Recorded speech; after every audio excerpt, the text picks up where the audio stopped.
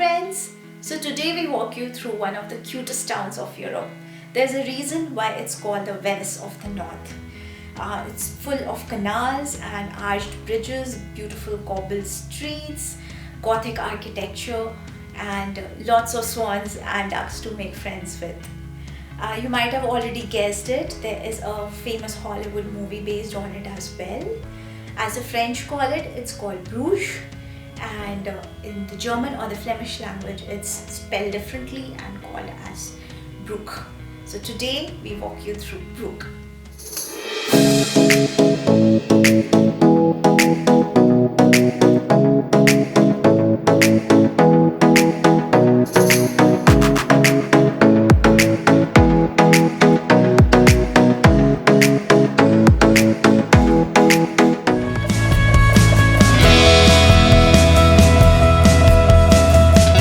UNESCO World Heritage Town is well connected via trains and buses to major touristic cities like Amsterdam, Paris, Brussels and Cologne, and one can easily make a day trip to Bruges from any of these cities.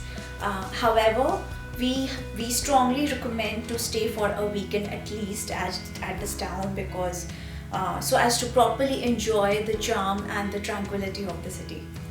We reached Brugg on a Saturday morning.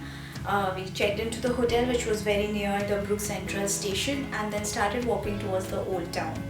The first place we visited was the Minnewater Lake. This area is a very beautiful and tranquil area. We just walked around, took our time. We were lucky to have very beautiful sunny weather. Just around the lake there is an old log house called the Sassuas, where we just spent some time sitting there, enjoying the view and taking a couple of our snaps. The place has a very beautiful convent garden nearby as well. It's called the Beginhof. It has white front colored houses, swarming with swans around, and it's a very charming location to sit and enjoy. Walking further ahead from the Minnewater Lake, we came across the Wingart-Plein. This is a tiny square in Brugg, very central to the town, which is surrounded by beautiful lakes and gardens. The lakes are swarming with swans. There's a very noticeable horsehead fountain which specifically provides drinking water only for the horses and not for the humans. We actually just lingered around this square, sitting and playing and watching the swans. You are strictly not allowed to feed the swans, so please don't do that if you are there. Proceeding further ahead from the Wingart-Plein, we came to the Dijver Street of Brugg. The Dijver Street of Brugg can be noticeable from quite further off because of the spire of the Church of Our Lady, which is the second tallest church spire in the world. The Church of Our Lady is a beautiful church which we would recommend visiting, especially because it houses Madonna and the Child from Michelangelo. So if you are an art fan, please do visit the church.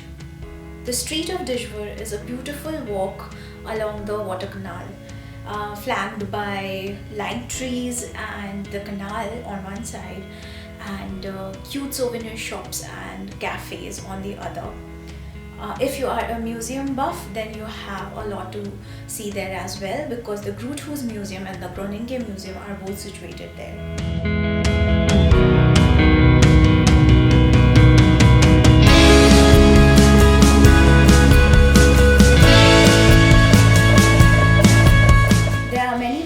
Points across the Dijver Street for anyone who loves a beautiful view, and especially for photographers.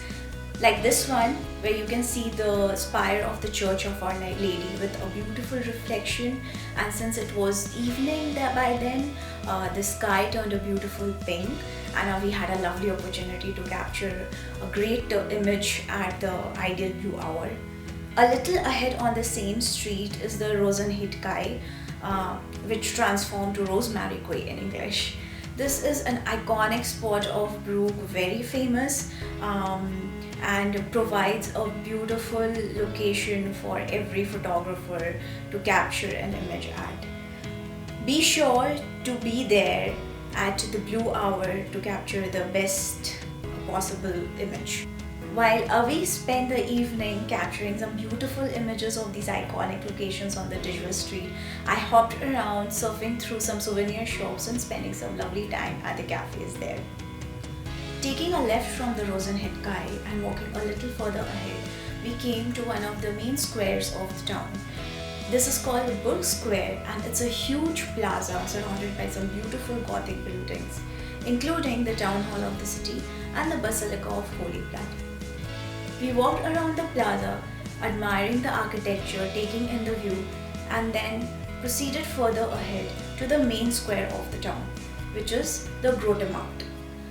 The Markt Square of Brugg served as the medieval commercial center of the city and now is a major touristic hub of the city.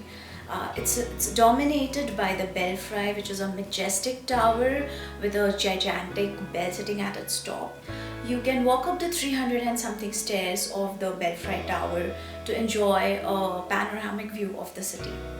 On another side of the square sits this cute triangular colorful brick houses which can be seen on every magnet found in Brugg. On yet another side is the Historium, which is a historical attraction and gives an insight into the medieval past of the city. The plaza looks gorgeous at night and comes alive with beautiful lighting across these Gothic medieval buildings, full of people and tourists and horse-drawn carriages as well, which you can hire to take a walk around this medieval town. So with this, our first day at Brugg came to an end, and we proceeded to one of the Indian restaurants nearby to have a lovely sumptuous closing dinner for the day. The next morning, we started quite early at dawn and went to yet another square of the city called the Jan van Eyck Plein, named after the famous painter. However, we did not spend much time at the square and continued walking along the Spiegelrei Canal. This location is actually a perfect spot for a sunrise or a sunset shoot with beautiful lighting, and if you're lucky, pink skies with a tranquil atmosphere, beautiful triangular buildings and canals, and of course the swans. We spent the morning capturing some lovely images across this tranquil locality.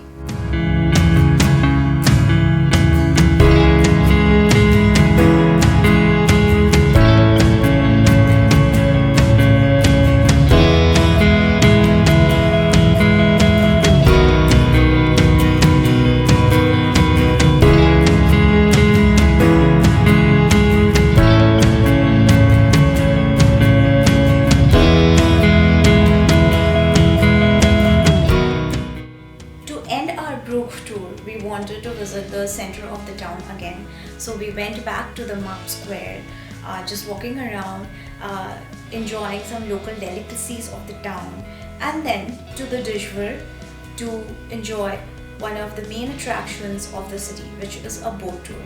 There are multiple kiosks at the Dijwar street which sell the tickets for a boat tour.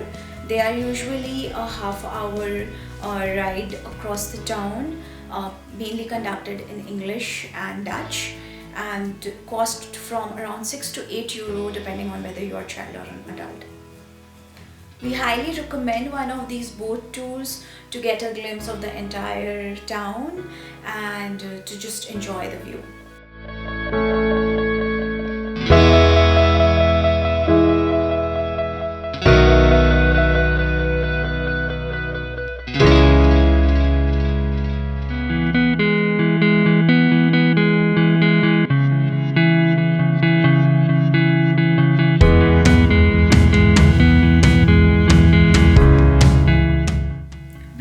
Hope you enjoyed our video on Brugg. We'll be coming up with another video the next week, mostly on another nearby Belgian town. So stay tuned. Feel free to ask any questions or queries you might have in the comment section. Feel free to leave suggestions if you have any for us, and please subscribe to our channel. We are a new channel and we need all your love to grow.